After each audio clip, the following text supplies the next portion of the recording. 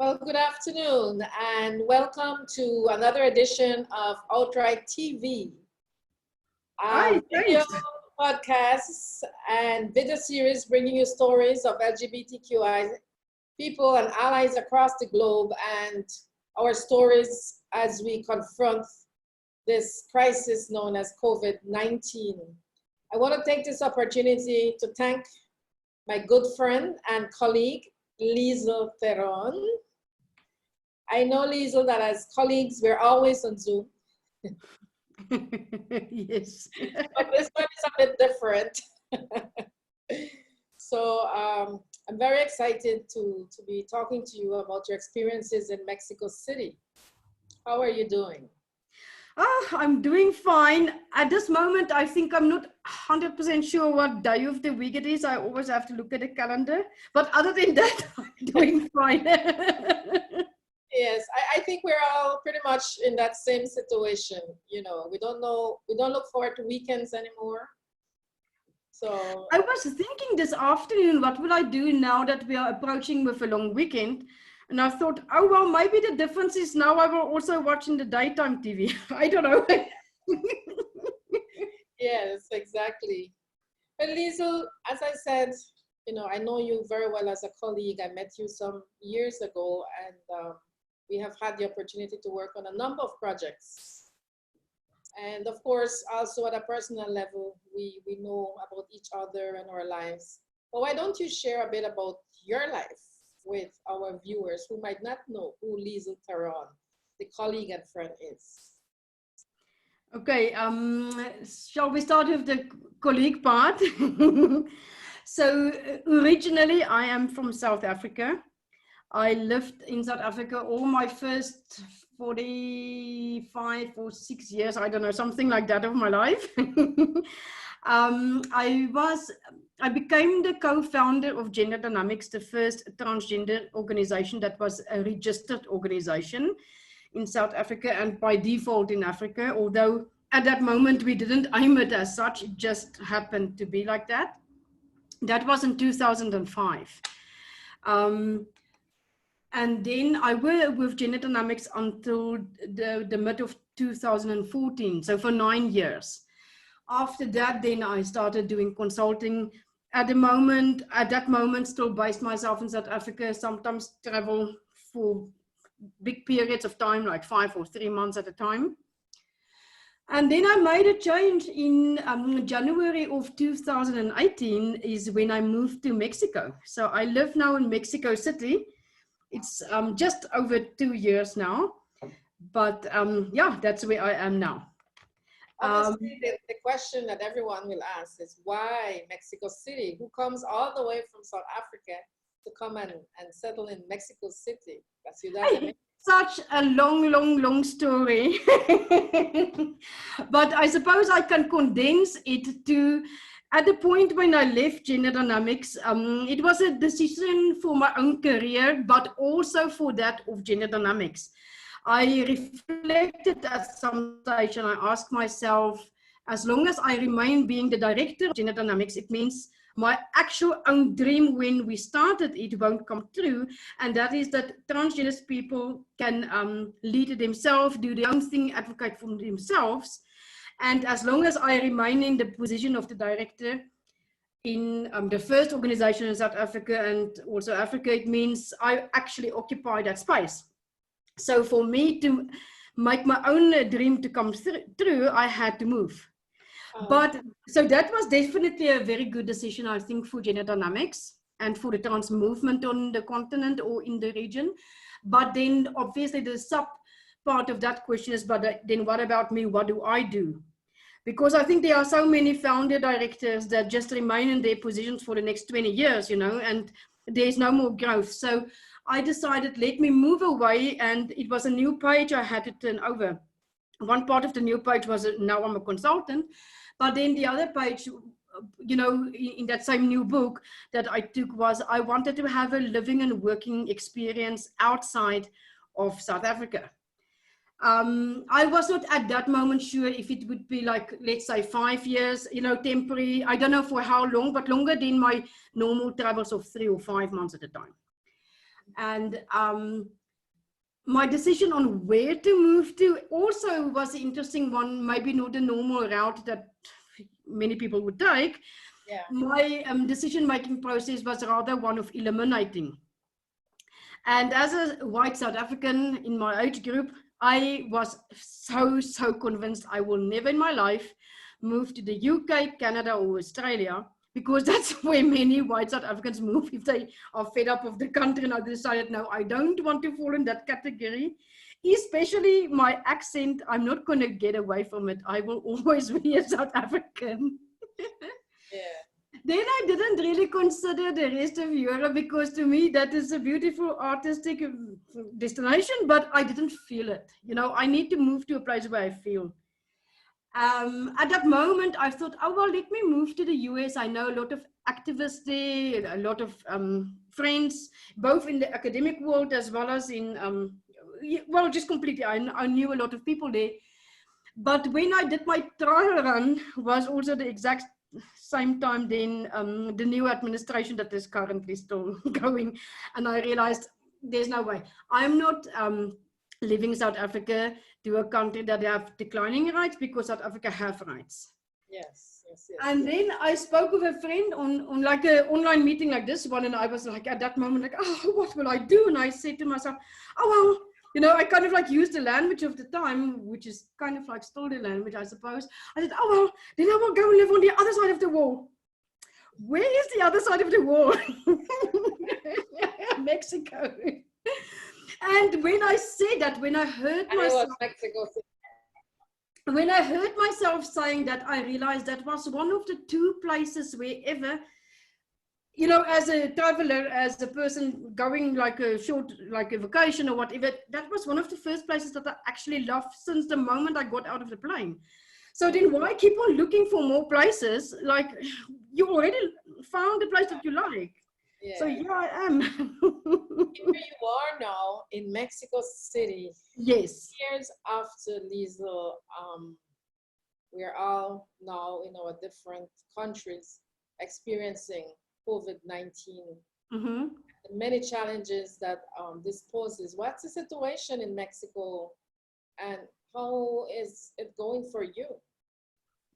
That is such a mixed answer as well, because for me, it's weird. I mean, we all saw in the news since, I think since January, we all were kind of like, if people watch the news regular, started knowing, okay, something is going on here that will be more serious than what we thought, you know, kind of like, that's January.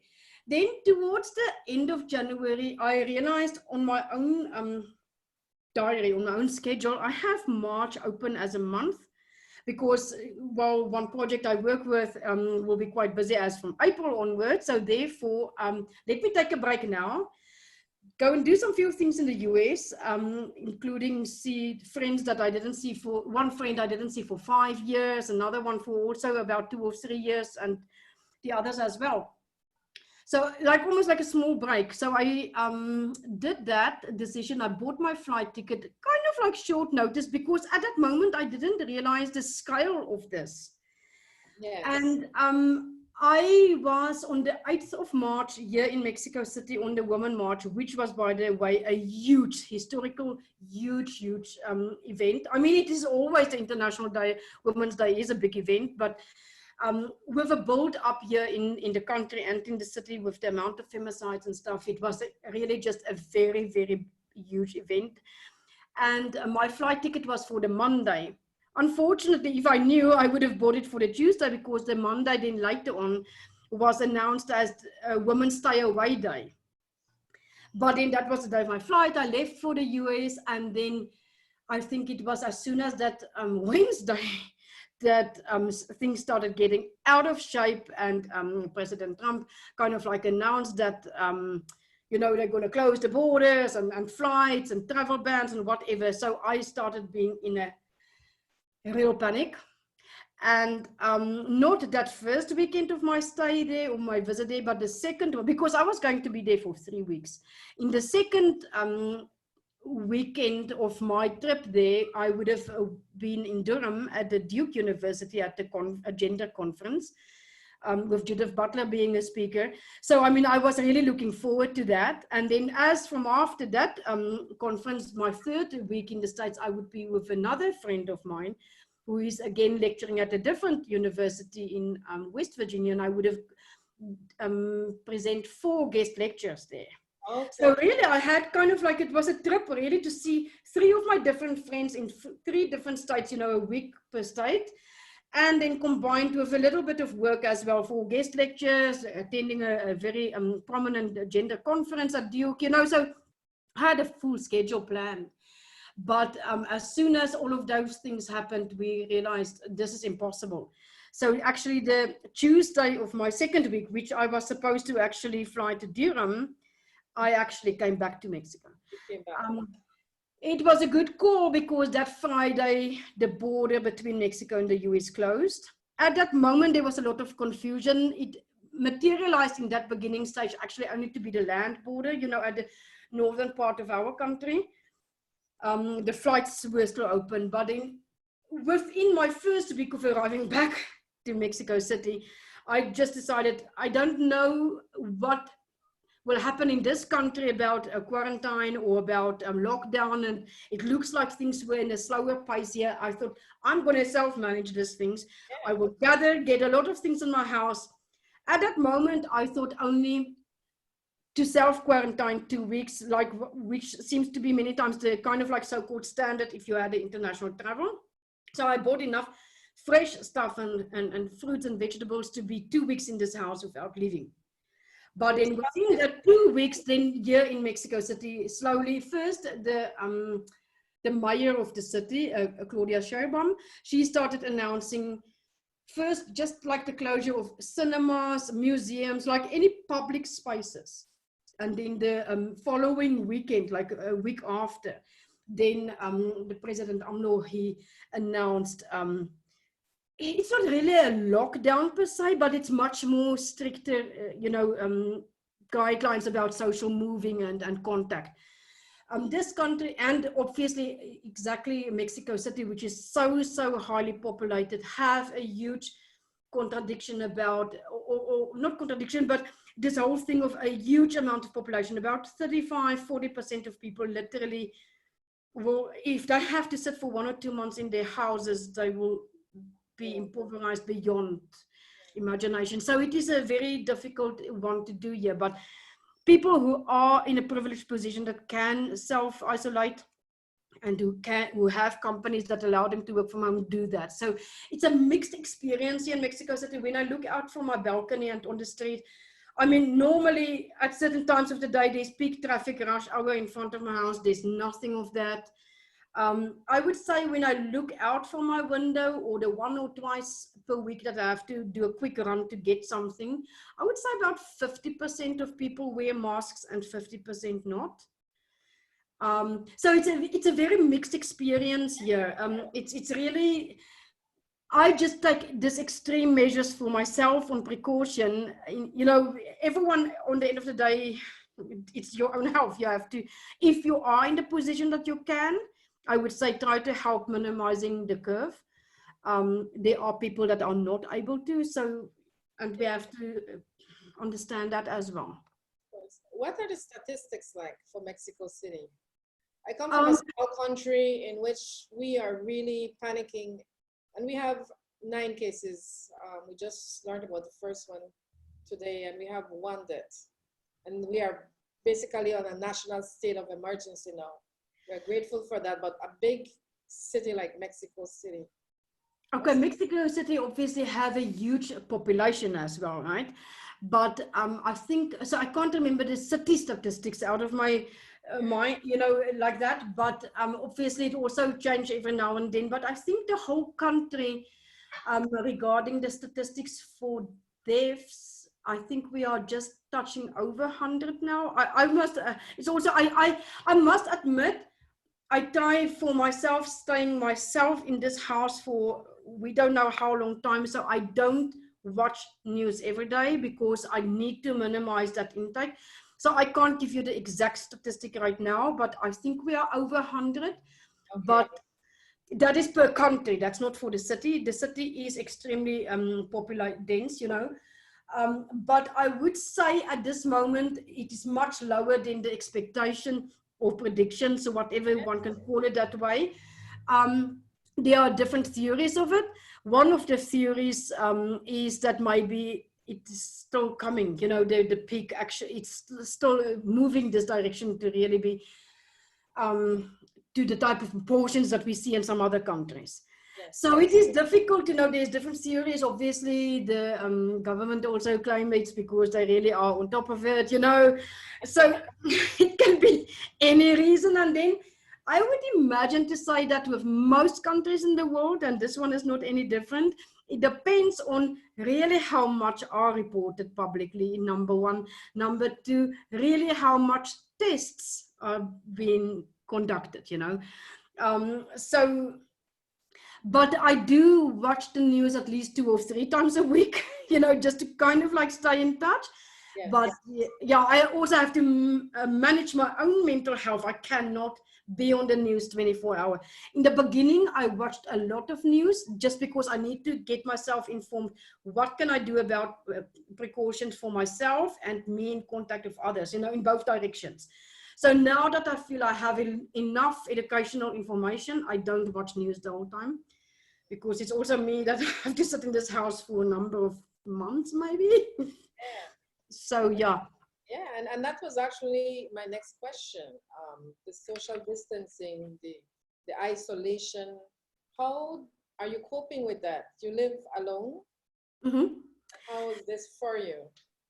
It's a weird dynamic because I live a life of a single person for the past, I would say, since 2000 and when is this now, 13? I think my previous formal relationship broke up was about 2013, more or less. So, I mean, we're speaking of like 7 years that I live a single life in my house. So number one, I'm used to that. Even when we could go out, the amount of times that I'm on my own in a restaurant or on my own in a movie or on my own in a park is proportionally maybe 80% versus the other 20% that I spend it with a friend or friends. Okay. So already that per se is not a huge issue for me. I work online or as a consultant in a virtual office space already for the past about 5 years. So there's not a huge amount of change for me. So I would imagine to say the biggest change for me is the fact that I can't every now and then just go out into the street, walk on Reforma or walk in any direction, take my photos of graffiti because I love doing that. I can't just walk out and go, you know, that kind of like thing. I like what I always call city walking. It's not hiking in nature, but like really walk a fast pace and walk quite a good distance. I like doing that I can't do. That's something you can do right now for sure. Exactly, yeah. So what can you do? How do you spend your time? Well, it's only the last week that I started watching TV. I'm one of those crazies that don't really watch TV.